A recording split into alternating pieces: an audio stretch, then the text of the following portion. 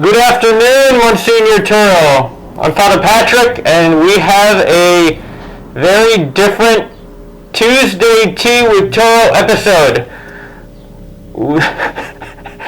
Monsignor, you look ridiculous. You're not terribly handsome yourself. Hey, that's not very nice, but I completely understand and appreciate. Today we are showing the paraphernalia that so many of our parishioners have offered to us. Not the hats. The hats were gifted a long time ago. This is in college. This was a nickname they had given to me. That other hat was a gift. I forget which company it is. I can't see it right now. But then in front of it we have some plastic shields, and we have a homemade Curious George mask. Wonderful. I have one of these orange masks. These were made by different parishioners. And I gave them to Monsignor because, well, he demanded them because he wanted to make sure that I stay as far away from him as possible. And he was trying to tell me something by wearing that. And the cane right next to him, standing upright and looking very dangerous. And today we have Monsignor is drinking some decaf berries tea, also a gift from our parishioner after hearing our last episode on tea. Someone else heard that, well, I think Monsignor was actually joking when he said, my favorite is red tea. I don't think he even thought there was red tea. And then someone delivered rooibos tea, which is one of my favorites. So thank you very much for what I'm drinking today. Except, how do we drink this, Monsignor, with all our masks on? Well, give it a try. Yeah, I think it's time to take off our masks, huh? What do you think? I'll take this off. So, Monsignor, we have some more questions from our parishioners. Would you want to answer some of them? I'll try to answer. All right. You know superheroes, Monsignor? No, is that a program of some sort? No, superheroes are from the comics. They're people with superpowers, fictional. Yeah. So the question was for you, if you could pick any superpower, what superpower would you want to pick? So for example, for me, my number one is flying. I would love to just be able to fly anywhere. Something like that. You have anything, Monsignor? No, I have tried to keep my thinking at a very humble level. And the thought of flying has never occurred to me. How about super speed, super strength, reading other people's minds, walking through walls?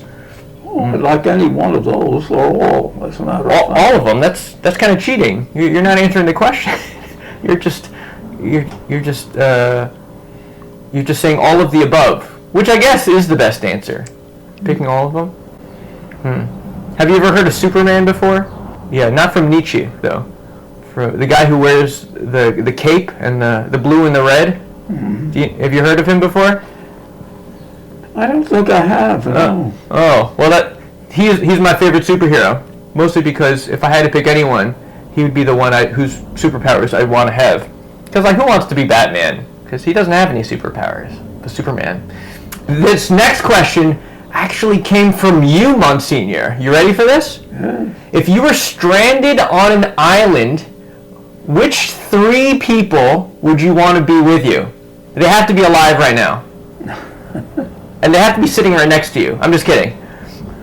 Which 3 people who would you like to have with you on a deserted island? Well, I don't want to rush into that answer. I'd like time to research and recollect the great people that I may have met or read about. So I'm not prepared. Well, you could probably choose one of them right now, right? There's no research necessary. I think you could actually probably maybe see one in a screen. What do you think? I don't know. I've never given any thought to it, and I think this is something that requires a lot of thought. But I'm trying to getting stuck with the wrong person on a desert island. But what I'm trying to tell you is that I think there's an answer right in front of your face. If it is, I must be blind because I'm not seeing him. Well, that's true. You do need to go back to the eye doctor to get to update your prescription on your lenses. All right. Well, you take some time to think about that question, and then I wanted to open my computer and pull up the other questions that people have asked in the past. Give me a second, Monsignor. Patience is a virtue. Actually, I take back what I said earlier. You look great in that. Well, you still haven't persuaded me that I should dress up this way every day. I'm going to throw this question out there just for the heck of it. Did your father ever say "I love you" to you? Oh, I think so. I can't remember a specific instance, but I had a good relationship with my father. That's good. What was your father like? Well, he was big and strong. As big and strong as me? Considerably more so. He worked for a bank in Hoboken. Oh, very good. Do you happen to remember which bank? Yes, it was called Stenix Bank. And Stenix. it was actually a German bank, and so when the war came, they had to kind of reorganize because there wasn't much need for a German bank while we were at war with Germany. What was his personality like? Was he as loud and rambunctious as you are? No, he was a very quiet, very quiet individual. Would you say you're more loud and rambunctious then? No, this is your estimate of things, which is always questionable. I agree with you there, Monsignor. If you were not a priest, what would you have become? What would you have been? Oh, I think I would have been somewhere or other in the teaching profession. I like that very much. Even what I was able to do of teaching as a priest, I liked doing very, very much. What subject, excluding theology and philosophy? Languages. Ooh. I've always had a... You would want to teach Korean? I have no notion at all of what it is like as a language. I'm used to the typical European languages, which are either of Latin or Germanic or Slavic background. But I have no sense of even what an Oriental language sounds like. I'm very unfamiliar with that. Probably sounds kind of like me, but completely not, since I'm barely Korean. Yeah. Born in Brooklyn, raised in Jersey. There's no Korean in me, really, except for I love Korean foods, and I say I'm very fluent in Korean foods, especially when I go to a restaurant. I can speak just fine while I'm there. Oh, isn't it right, Monsignor? A lot of people were surprised to hear that you had a degree in German. Is that right? It is. I have a doctorate in German. A doctorate? Yes, I do. Is it just German or German? German language and literature. German? Did you have to do a doctorate thesis? I did. It was for New York, NYU. What did you write on in your thesis? I have to think. Oh, I know what I wrote on. I wrote about the different translations of the Bible into German. Every language, at least in the Western world, has its own classical editions of Scripture, and Germany as well. But that was a subject of the thesis that I wrote on. Did you have a favorite German translation? Not that I could recall right now. The Germans, as a matter of fact, have been very, very, how shall I say, alert or energetic in translating not once or twice, but keeping the language of Scripture at an even pace with the language as it was being used at any particular time. Got it. Do you have a favorite English translation of the Bible? I do like an English one. I'm trying to think of what one it was, what the official title is. But it is a translation done in England. Done in England? Yeah. And available, but not current in the liturgy, not used in the liturgy. Where was the RSV translated? RSV Catholic Edition, you know? That's translated from the Greek and the Hebrew? Oh yes, from the original, yeah. So a good chance it was the RSV Catholic Edition. Maybe. What's that? The translation you're talking about, RSV? Was it possibly that one? Because that's my favorite. That's the only reason I'm saying it. Is it? If it's my favorite, is it then not your favorite, Monsignor? Almost automatically not, yes. What the heck, Monsignor? Can't we agree on anything? I love Jesus. Can we agree on that? Oh, yes, yeah. Okay, good. We agree at least. Not that depraved. Not that depraved. Very important question, Monsignor. Are you ready? What is your favorite kind of chocolate cake? That's a tough one. A cake which is, the cake itself is chocolate and the icing on it is chocolate. You can't beat that. That sounds delicious. Anything else on there? Would you want any... No, that would only confuse matters. No. Would you want like chocolate chips in the batter? Not even, no, that's a distraction. So just simply chocolate cake with chocolate frosting. Yes. Milk chocolate or dark chocolate? No, milk. Yes. Milk chocolate. Is everyone hearing this? Milk chocolate frosting. What about the chocolate cake? I don't know, is there such thing as milk chocolate cake versus dark chocolate cake or white chocolate cake? I don't know, I'd have to research that one. I think you have been for the past 50 years you've been here at OLM. Monsignor has been in this trial experimentation where he's trying to determine what the single best sort of chocolate cake is, and he is almost at a conclusion, I think. He'll get you the conclusion in a couple years. Age 100. We're getting to 100 at least, right, Monsignor? Oh, very close, yes. You think 150? Well, I'll try for it. Okay, yeah. Yeah, so what are you going to say at my eulogy, you know? I'm just kidding. Okay, we're not doing that. Whatever it is, it'll be said with very, very great pleasure. Do you think it'll be longer or shorter than your Sunday homily? You know, there's so much to be said on the negative side. It would go on and on. On and on. Okay. I have a question from another priest. The question is, how have you come to embrace your priesthood more fully as Jesus' priesthood over the decades? I don't know. I'd say mostly through the private prayer I've tried to practice. Private prayer. So to that other priest, pray more? Yeah, that would be great.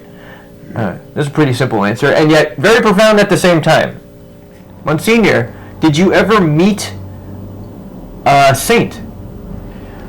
Oh, I think I did. Now I must stop to think who it was. Oh, I did know. I did meet Padre Pio, yes. Oh, you did? Where was that? When I was a student in Rome, I went down on one occasion to attend a mass that he said. Wow. And I can recall it very, very clearly. I got down the day before. It was a tiny little village that he lived in. And I put up at a small hotel, a tiny place. And they were used to receiving visitors for Padre Pio. So they had a regular routine. They would tell you that Padre Pio used to say a mass at 5 o'clock in the morning every day. Wow. So they would wake you up at this hotel, a tiny hotel, and in time for you to get down the street to the church. And I recall doing that, getting there well before Father came down to say Mass. And there was a group of us. I wasn't alone.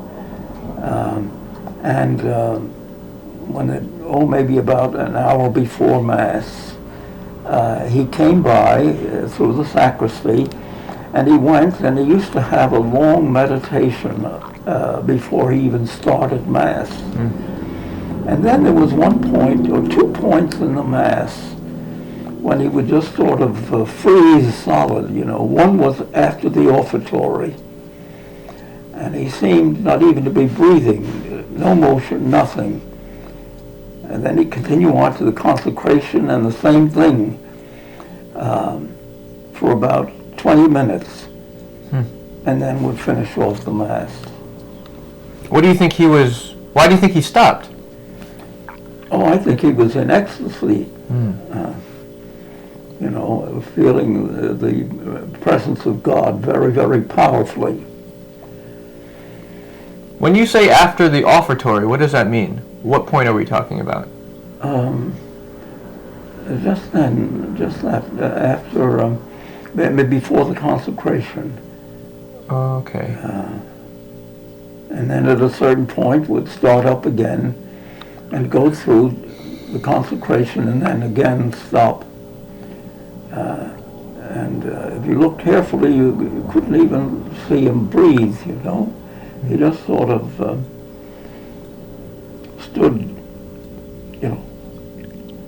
quietly and not shifting his leg from one to the other, just as if he had become a statue. That's something I'll have to pray about, Monsignor, as I celebrate more Masses moving forward. Fascinating. Thank you for sharing that. Did you also meet Mother Teresa? I did on several occasions. I went at one point in time, I went to India about 10 times to give retreats to Mother's sisters down there in India. And I can recall her in many circumstances, but the one that sticks in my mind most of all was when she was in a very, very advanced age and quite crippled up. She would squat in the entranceway to the chapel. And by the way, that's the way Indian Catholics attend Mass, sitting on the ground. But I remember seeing her there to the entrance to the chapel, maybe an hour before Mass or so, praying. And it was just an absolutely unforgettable experience, having known her as I did. What do you think Mother Teresa, Saint Teresa, was doing for that hour? Oh, I think that she had she had a love affair with God. That's all. As plain as that. And no need to think of words she might have used or emotions she might have felt. That's the way to put it. Period. Beautiful. Monsignor, so you're sharing these stories of when you met these individuals who ended up becoming canonized saints in the church. So when you become a canonized saint, what story do you want me to tell about you? I mean, do you want me the one about my bloodied shins from your purple cane? Yes, yeah. Well, that's true. You'll have plenty to recall, Yes, that's right. Mm-hmm. That's right. Yeah, write your stories down now. I've been accumulating many stories here in the rectory with the great blessing of living with Monsignor Turro. I think that's a good episode for this week, Monsignor. Do you have any other thoughts you want to leave with the people? No, except to thank God for what we do, the good things that we've received. We're very concerned about the virus traveling through the atmosphere, but so many other blessings that we are enjoying that we ought not to take for granted. I can't take you very seriously with that mask on, Monsignor, though. Saying, don't be worried about the coronavirus when you have a face mask and a plastic mask. But I think that's less for the coronavirus and more for me. Is that right? I think so. Yeah, okay. Ahead. Well, thank you, Monsignor, for your time. If you have any questions for Monsignor Turro, please email. I don't know if we've set up an email for this. If not, you can email me at the rectory at patrick.seo@urolm.org.